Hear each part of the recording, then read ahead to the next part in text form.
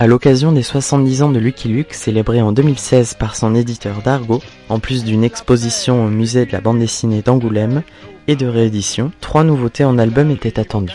Une nouvelle aventure de la série classique par HD et le scénariste Jules, qui a rejoint la série, ainsi que 2 Lucky Luke vus par, l'un de Mathieu Bonhomme et l'autre de Bouzard. C'est justement le Lucky Luke de Mathieu Bonhomme qui va nous intéresser aujourd'hui. L'auteur de la série Esteban et de Texas Cowboy réinterprète cette fois-ci Lucky Luke, en apportant son propre style plus réaliste que le graphisme de Maurice. En voici le synopsis.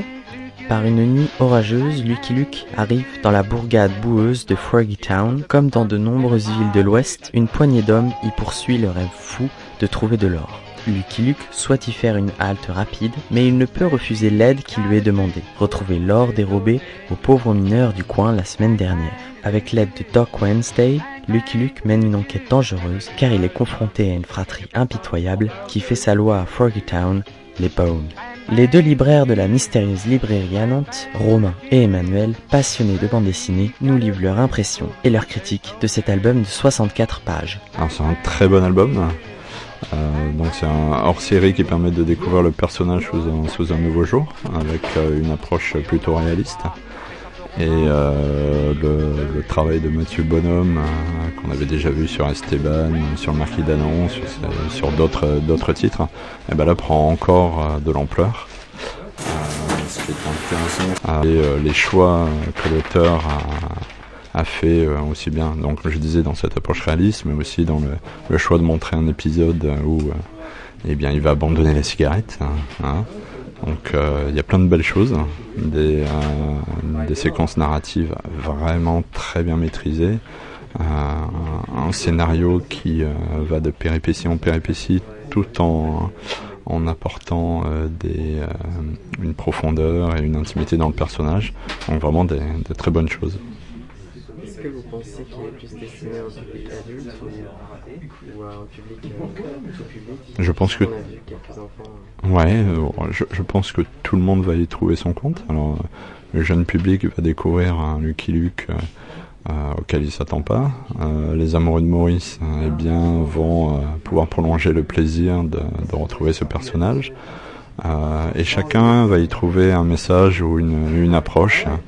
Alors les tout petits, les plus jeunes, eux, effectivement, pourront passer à côté de cette histoire, mais on va dire les 8-10 ans, enfin 10 ans, tout ça, et plus, jusqu'à 110 ans, pourront y trouver leur compte. Mais du coup, en fait, c'était un gros coup de cœur qu'on a eu. On a eu de la chance de le lire un petit peu plus tôt avant sa sortie. Et c'est à ce moment-là où on a lu les 30 premières pages. Donc on commence avec cette fameuse page où Lucky Luke meurt, qui nous met une sacrée claque. Et dans ce qu'on avait lu à l'époque, on s'arrête au moment où le flashback, puisque suite à la mort de Lucky Luke, on a tout un flashback qui nous réexplique comment on en est arrivé là. Et on s'arrête juste à ce moment-là, alors au fameux moment de sa mort. Heureusement dans l'album que vous pourrez lire, vous pouvez aller beaucoup plus loin parce qu'il y a d'autres pages après. Et déjà à ce moment-là, on a eu cette chance de le lire en noir et blanc, puisque le noir et blanc de Mathieu Bonhomme, c'est quelque chose d'assez fort, d'assez saisissant. Et du coup, il s'est dégagé quelque chose, c'est-à-dire il y avait tout de suite ce côté réaliste qu'il avait amené à Lucky Luke. Il a enlevé le côté un peu burlesque du dessin pour aller dans quelque chose de beaucoup plus sombre, plus humain. On sentait ce côté un peu humanisme de Lucky Luke qui était pas si apparent que ça dans le reste. Il est traité de manière plus adulte, peut-être. Et du coup, c'est à partir de là qu'on s'est dit que cet album était chouette, qu'il y avait plein de petites choses, qu'à la fois il gardait des touches d'humour, mais qui n'étaient pas des touches d'humour jeunesse, qui étaient à la fois on sent que c'est imprégné de la culture de Lucky Luke. On sent que Mathieu Bonhomme est quelqu'un qui a adoré lire des Lucky Luke durant toute son enfance, et en même temps qui a su le digérer, qui a su le ressortir autrement, et qui a su mettre un peu d'âme, de son âme à lui, et de sa vision, parce que je pense que chacun interprète son personnage de manière différente, chacun le voit de manière différente quand on le lit, c'est-à-dire le lecteur devient un être à part entière qui a la possibilité d'analyser et d'interpréter ce que font les personnages. Et du coup, avec cette carte blanche qui est donnée pour les 70 ans de Lucky Luke à Mathieu Bonhomme, c'est exactement ça. Et tout fonctionne du moment où on va rentrer dans l'aventure, ou avec ne serait-ce que le petit déclic de base de dire que c'est l'histoire où Lucky Luke arrête de fumer. C'est, enfin, juste ça, c'est génial de dire, dans la BD, vous avez vu, à un moment, il avait une clope au bec, et à un moment, après, il avait un brin de paille. Ça s'explique par la censure, ça s'explique par voilà, mais dans la BD ça n'a pas été expliqué. Du coup, il revient avec cette histoire sortie de nulle part, et c'est ça qui a vraiment été le petit côté déclencheur où à la fois on retrouvait tout le Lucky Luke qu'on pouvait aimer dans les BD de notre enfance, mais avec un regard d'adulte et un regard de recul sur le personnage, un regard de Lucky Luke qui reste un être humain. Qui peut être dépendant à la cigarette, qui peut avoir des tremblements de main juste parce que ça fait quelques jours qu'il n'a pas clopé et qu'il n'en peut plus. Donc voilà, c'était vraiment ce côté réaliste qui vient se mélanger à ce personnage mythique, et où on vient briser un petit peu pas le mythe, puisque le mythe reste vivant et le personnage reste culte durant tout l'album, mais il devient un peu plus proche de nous, et il a quelques faiblesses, il est pas aussi invincible qu'on pense, et que le fameux cow-boy solitaire a tout un tas d'impacts assez longs. Voilà. Il y a des petites similitudes dans l'univers qui a été... Alors il y a dans l'univers, non. Là, on vient d'apprendre de la bouche de Mathieu Bonhomme lui-même qu'il avait un profond respect du travail de Maurice, et puis un intérêt pour le western. Donc ces deux facettes-là, on les retrouve dans Texas Cowboy comme dans Lucky Luke. Après, au niveau de l'approche du western, non, puisque le western proposé dans Texas Cowboy, scénarisé par Lewis Trondheim, c'est quelque chose de beaucoup plus décomplexé, qui n'hésite pas à prendre le contre-pied de ce que l'on pourrait attendre d'un western. Par contre, là où il peut y avoir des similitudes ou des points de comparaison, c'est dans l'approche graphique d'une part, et puis dans l'usage de la couleur, sur des choses très tranchées, très en aplat, enfin voilà, des expérimentations et une manière de faire que l'on retrouve également dans le Lucky Luke, mais qui n'est pas sans rappeler le travail de Maurice, qui également faisait des choses extrêmement tranchées.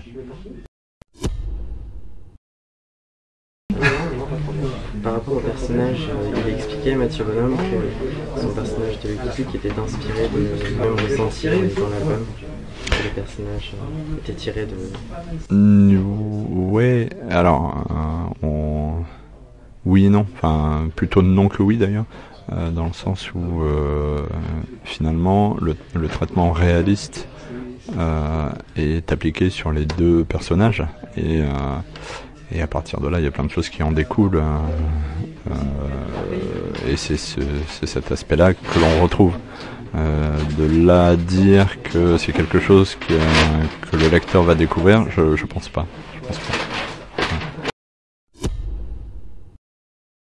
Et par la suite, vous l'avez lu en couleur, du coup? Par la suite, ouais, j'ai lu en couleur. Et alors la lecture en couleur, c'est pas du tout la même chose. Il a fait un travail assez surprenant qui fait penser à cet esprit vieux magazine avec des espèces de bicolores. Il l'avait déjà un petit peu fait avec Texas Cowboy, qui était une série western qu'il avait déjà fait avec Trondheim, qui est pareil, qui est génial, qui donne un certain ton et un certain genre où on sent que Mathieu Bonhomme aime le western, et qui veut pas faire du western pour faire un western de plus, mais qui fait un western pour amener une petite touche et amener une originalité dedans. Et c'est là qu'il a ce pouvoir assez saisissant en tant qu'auteur de digérer pour nous plein de choses et de les retranscrire de manière à ce que ça soit génial et que ça soit quelque chose d'original et de différent. Et puis voilà, du coup cette couleur elle vient amener ce côté un petit peu comme si on avait réussi à trouver un vieux manuscrit de Lucky Luke, qui fait que c'est comme si c'était des vieilles pages abandonnées d'une idée qui aurait pu germer à une époque, et qui ramène le personnage dans ce contexte pour dire que voilà, il a 70 ans, il a eu une époque où la couleur n'était pas traitée de la même manière, Et puis ça marche avec des tons, des ambiances, qui fonctionnent super bien. Puis, enfin, il a vraiment une espèce de couleur qui pose une ambiance, enfin une atmosphère. Et ça, enfin, la couleur reste très plaisante, même si j'ai un faible pour le noir et blanc.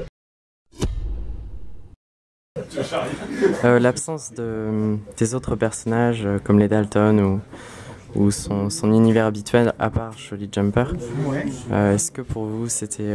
C'est vrai qu'il fait, mine de rien, il n'a pas beaucoup de relations avec Jolly Jumper puisqu'il arrive vite dans la ville et il reste dans la ville.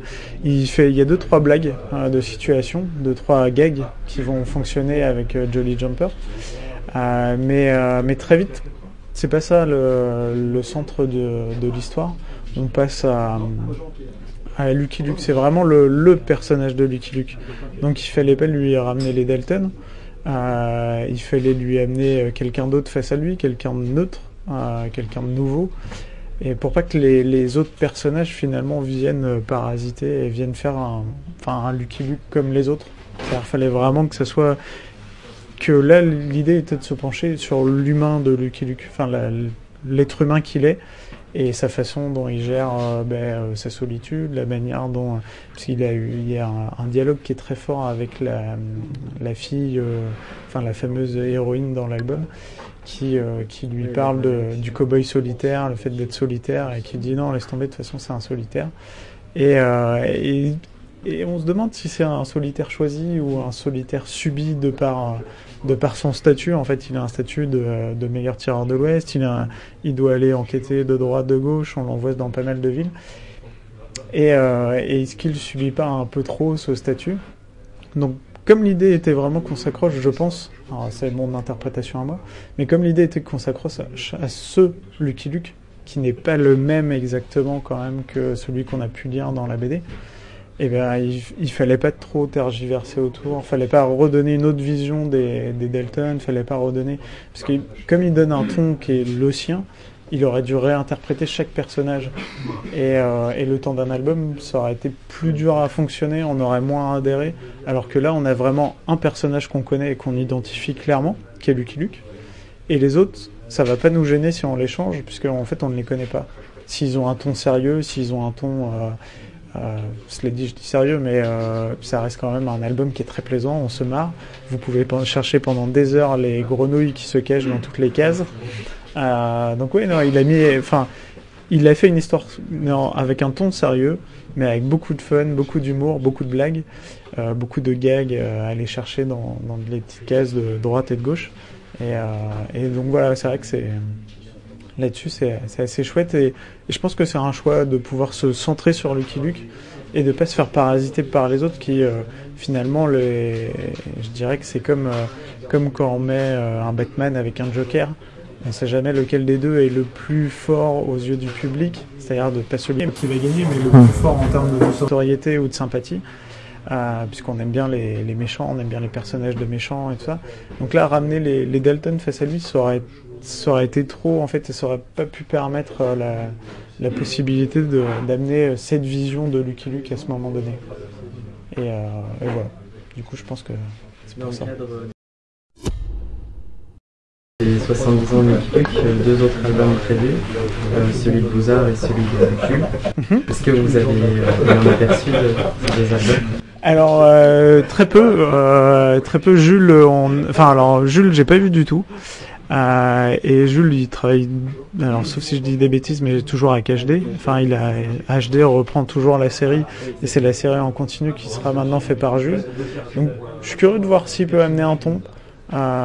Jusqu'à présent, j'ai pas été plus marqué que ça par le ton qu'ont donné les autres, que ce soit Laurent Gérard qui a repris derrière, que ce soit Pénac. Pénac qui est quand même un grand scénariste, un grand romancier, enfin qui est quelqu'un de très connu, qui est connu pour avoir un ton. Eh bien, là je trouve pas, en fait, ils font pas des mauvais albums, mais ils font des albums de Lucky Luke. Et le problème, c'est qu'on a eu plein d'aventures de Lucky Luke. Et je pense qu'il y a besoin de remarquer un nouveau ton, un nouveau rythme. Et je suis curieux de voir si Jules peut relever le défi. Je pense qu'il est à même de le faire, d'amener cet humour et trouver quelque chose qui fait mouche et en même temps qui surprenne. Parce que du coup, pour le moment, je trouve qu'ils le font tous bien, mais sans surprendre.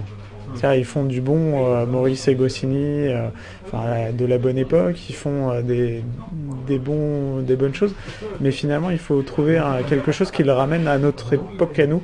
C'est-à-dire, si on refait la même chose, ça va manquer d'originalité, on va être dans quelque chose de fade, qui a le goût du Lucky Luke, mais qui n'a pas la surprise et le savoir-faire des meilleurs albums de Lucky Luke.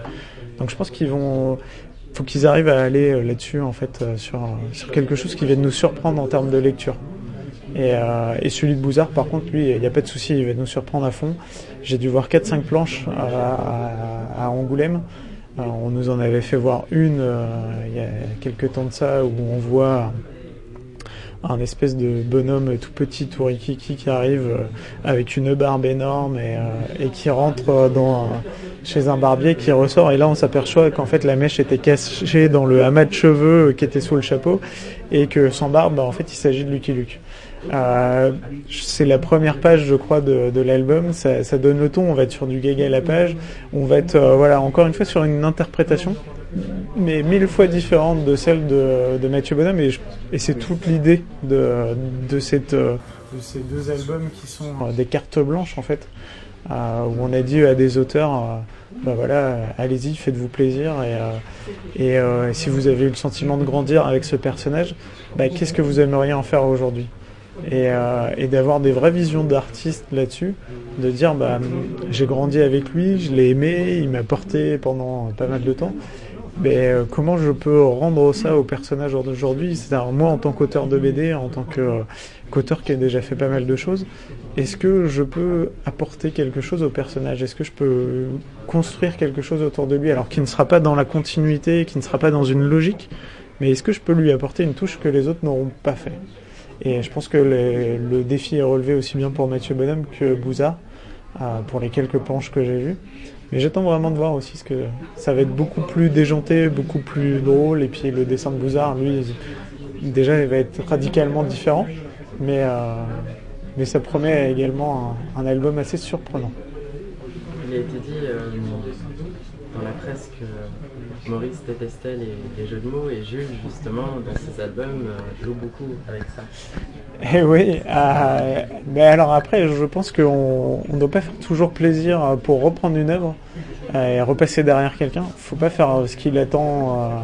Si on veut surprendre, il faut peut-être casser ça. Je pense que Maurice était un très très bon. Il savait faire des gags de situation. C'est-à-dire qu'en termes de dessin, il savait toujours comment poser les choses, où les poser.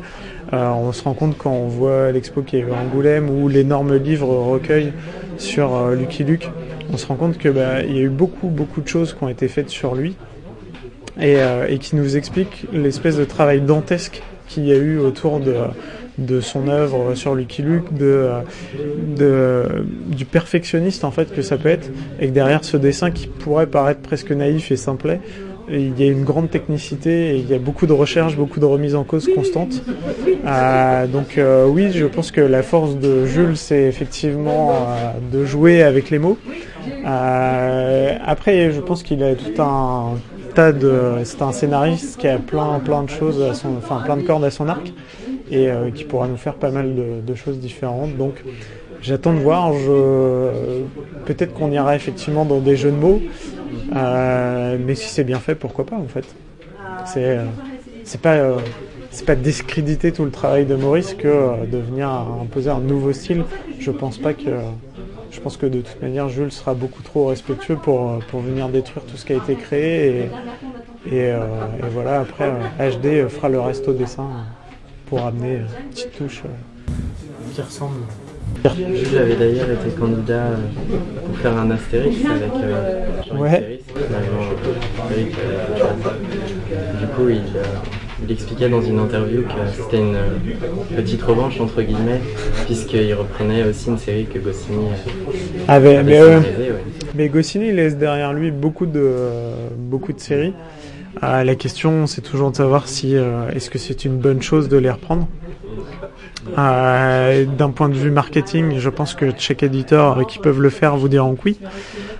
C'est toujours un bon élément de pouvoir dire voilà, j'ai un gros titre qui sort, un Lucky Luke. Finalement, la bande dessinée d'aujourd'hui est très riche. On a la chance d'avoir plein de choses bien, plein d'histoires complètes, plein de récits originaux. Mais on n'arrive plus toujours à créer des personnages iconiques au point de ceux-là qui sont devenus... je pense que je parle à ma grand-mère de Lucky Luke, elle voit qui c'est, et je suis pas sûr qu'elle en a lu des tonnes de Lucky Luke, voire même peut-être qu'elle en a jamais ouvert. Et des personnages comme Astérix, Tintin, Lucky Luke, Corto Maltese font partie de notre patrimoine, et c'est vrai qu'on va chercher à les remettre sur le devant de la scène, on va chercher à retrouver. Alors certains auteurs avaient dit avant de mourir qu'ils voulaient absolument pas, d'autres avaient dit que ça les gênerait pas. Je pense pas que ça soit toujours mal. Après, c'est vrai qu'il faut bien le faire. Et c'est pas toujours facile de savoir comment bien le faire. C'est le travail des éditeurs. Donc là-dessus, je ne m'amouillerai pas. Je n'ai qu'un travail de juge presque à la fin. Pas de bourreau, de juge, simplement de juge. Qui va regarder le travail qui est fait et qui va dire, pour le Corto Maltese, c'était peut-être que certaines personnes ne voudront jamais lire de suite et pas lire d'albums qui sont pas d'Hugo Pratt. C'est pas grave, ils ont le droit de s'arrêter à Hugo Pratt. Ceux qui ne veulent pas lire les suites après Maurice, ceux qui pensent que Lucky Luke s'arrête là où Maurice s'est arrêté, qu'ils arrêtent à Maurice. Après, s'il y a des gens qui veulent continuer à découvrir, si on veut continuer à les faire connaître aux enfants et tout ça, pourquoi pas en fait. Pourquoi pas. Si c'est bien fait, je trouve que l'exemple de Jean-Yves Ferry sur Astérix aussi est un très bon exemple. Il a eu un premier album qui est une espèce d'album de mise en confiance avec les fameux voyages d'Astérix, puis après on en a un second qui arrive et où il rentre, il trouve son ton, il trouve les jeux de mots, on retrouve l'espèce d'esprit à la Goscinny. Faut pas se voiler la face, Goscinny a influencé un nombre de gens incalculable, scénaristes comme dessinateurs, et il a travaillé avec aujourd'hui ceux qu'on considère comme les plus grands et qui à l'époque devaient être juste des petits scribouillards que personne ne connaissait vraiment. Mais voilà, que les héros survivent aux auteurs, c'est pas forcément une mauvaise chose, mais après faut le faire bien, faut pas le faire dans un esprit purement marketing, faut le faire, faut pas dire que c'est pas fait pour le marketing, mais faut le faire avec une vraie réflexion, une vraie construction, et du coup des petits projets comme ça, comme les Lucky Luke qui seraient de temps en temps.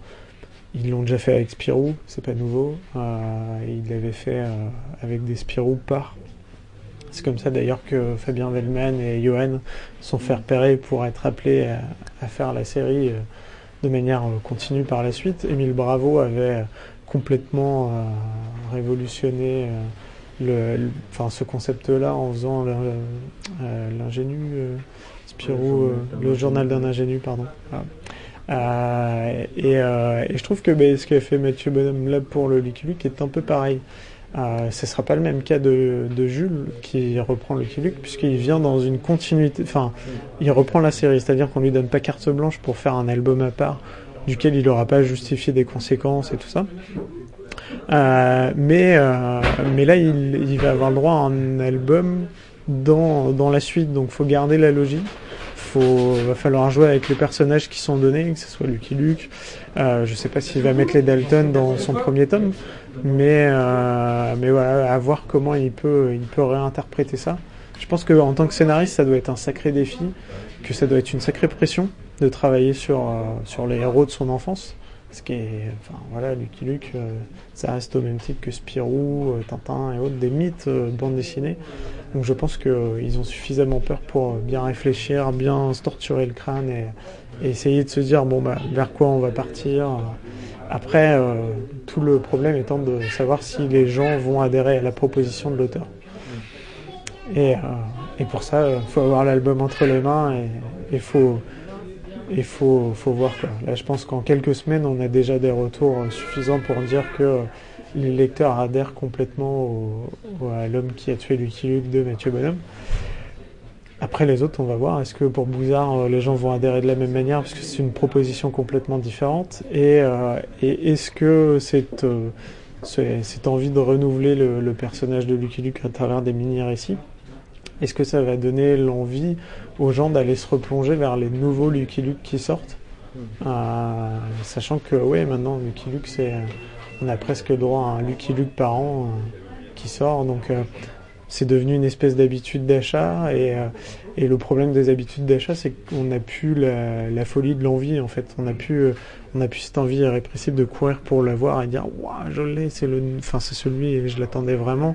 C'est presque un achat mécanique de dire bah tiens on va lire le nouveau machin qui est sorti. De toute façon on le prend tous les ans, on l'a en cadeau à Noël, on l'a machin, ça va dans la collection, c'est le numéro suivant, c'est bon.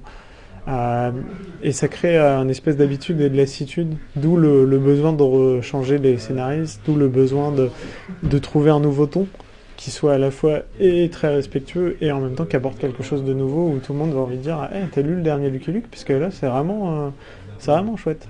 Voilà. Donc j'espère que Jules va pouvoir nous faire ça. I'm a poor lonesome cowboy.